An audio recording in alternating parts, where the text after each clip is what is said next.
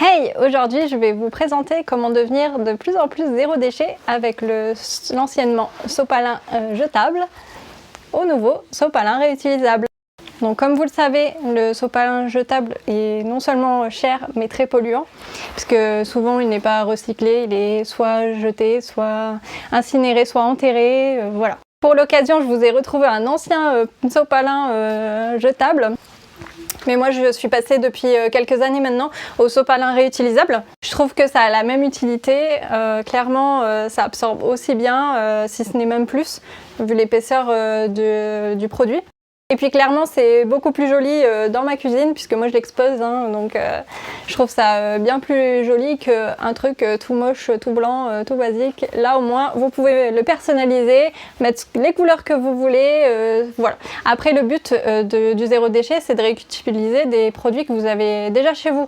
Donc si vous avez une serviette éponge que vous n'utilisez plus depuis quelques années ou quoi que ce soit, réutilisez-le, c'est vraiment l'occasion parfaite pour ne pas le jeter. Moi clairement, comme je suis un peu dans le minimalisme, j'ai pas énormément de serviettes, donc j'ai juste ce qu'il me faut dans mes besoins.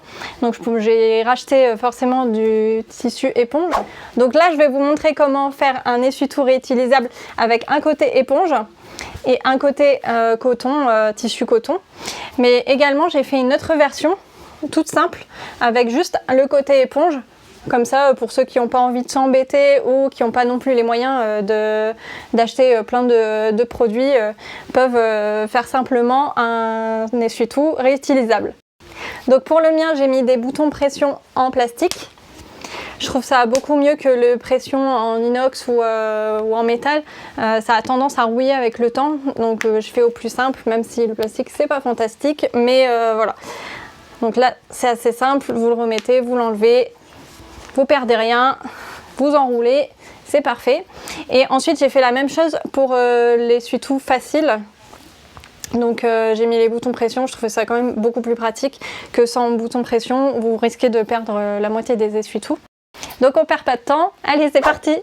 Vous aurez besoin pour ce tuto du tissu éponge ou d'une vieille serviette que vous n'utilisez plus, du tissu coton, du fil, une paire de ciseaux à textile, une pince prime ou une pince à bouton pression, des boutons pression qui se composent de 4 parties pour un bouton, donc la partie femelle et la partie mâle. J'épingle une feuille de sopalin sur mon tissu éponge. Vous pouvez faire les dimensions que vous souhaitez. Je coupe à 1 cm du bord, ce seront les marges de couture.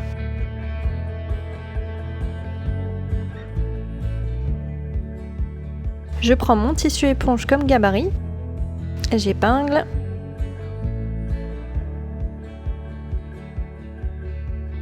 et je coupe mon tissu coton aux mêmes dimensions.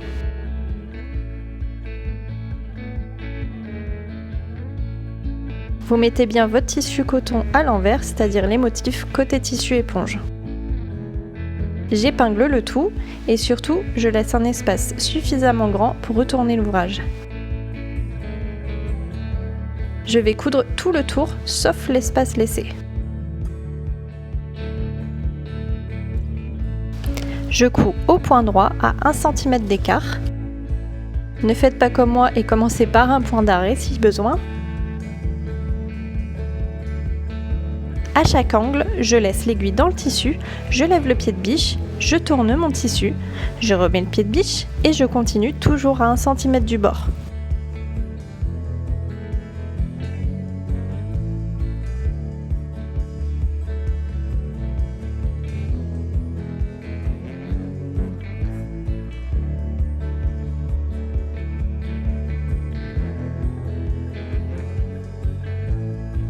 Je m'arrête à mon ouverture puisqu'on va retourner l'ouvrage. Je finis avec mon point d'arrêt.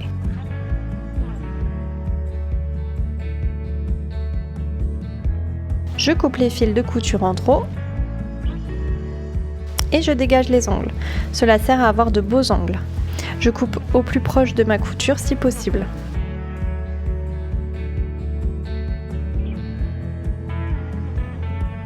Je retourne l'ouvrage par l'ouverture.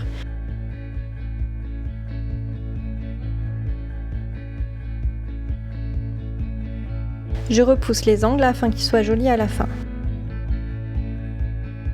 Je laisse bien le tissu de l'ouverture à l'intérieur et on va coudre tout autour. Donc je surpique mon ouvrage afin de refermer l'ouverture et d'avoir une belle finition. Je me mets au plus près du bord du tissu pour mon surpiquage. Donc je commence avec mon point d'arrêt au point droit et je fais la même chose que tout à l'heure.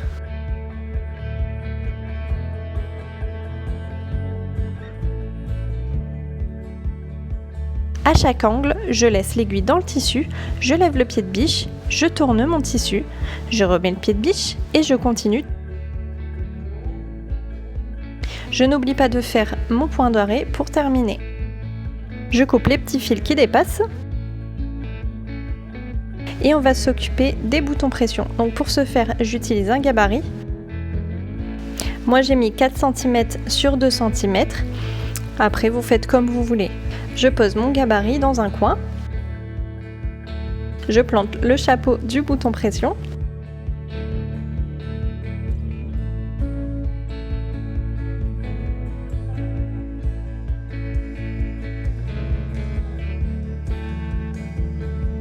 Et je mets la seconde partie. En l'occurrence, j'y ai mis le bouton pression mâle. J'écrase la pression. Et voilà. Donc on va faire la même chose de l'autre côté. Donc là, ça sera à l'envers. Donc vous plantez le chapeau derrière, donc côté coton éponge.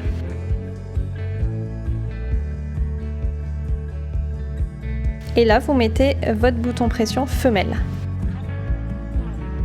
Donc il doit y avoir 2 boutons pression mâles en haut et 2 boutons pression femelle en bas. Il reste à faire la même chose pour chaque feuille d'essuie-tout réutilisable que vous souhaitez faire. Je vous souhaite bon courage. Je vais vous montrer la technique facile / petit budget. Donc j'utilise le pied de biche pour le surfilage. Ici c'est le pied G. Je remplace le pied standard pour mon nouveau pied de surfilage. Je n'ai pas de surjeteuse, je suppose comme la moitié d'entre vous. Donc je vous montre le surfilage à la machine à coudre. J'utilise le point de surfilage adéquat. Ici c'est le numéro 7 sur la Brover FS40. Normalement le logo ne diffère pas des autres machines à coudre. Je commence par un point d'arrêt. Le tissu doit être au bord du pied de surfilage. Cette technique est un peu plus longue que la standard car la machine fait plusieurs points, c'est normal.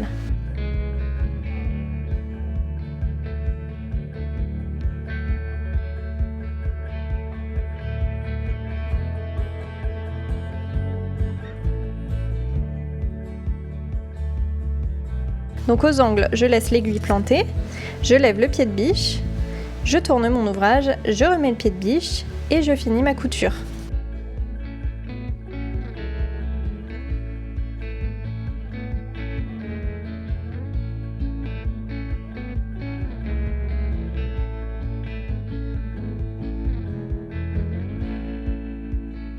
Je finis par un point d'arrêt, je coupe les petits fils qui dépassent. Et voilà, votre ouvrage est terminé. Bien sûr, ce sera beaucoup plus beau avec une surjeteuse, donc profitez-en si vous le pouvez. Il ne reste plus qu'à mettre les boutons pression si vous le souhaitez. Donc j'utilise le même gabarit de 4 x 2 cm. Je plante mon bouton pression. Je presse le bouton.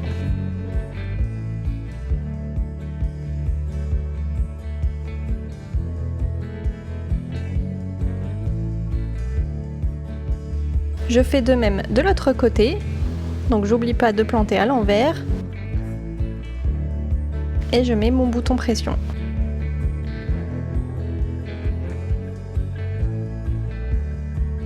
Donc c'est toujours 2 boutons pression femelle en haut et 2 boutons pression mâle en bas. Ce tuto est maintenant terminé, j'espère qu'il vous aura plu et qu'il vous aura aidé dans votre démarche zéro déchet. Si cette vidéo vous a plu, n'hésitez pas à mettre un pouce vers le haut et à activer la notification. Alors, est-ce que je vous ai convaincu pour ne plus utiliser l'essuie-tout jetable et passer au réutilisable ou pas? Je vous dis à bientôt pour une prochaine vidéo, bye!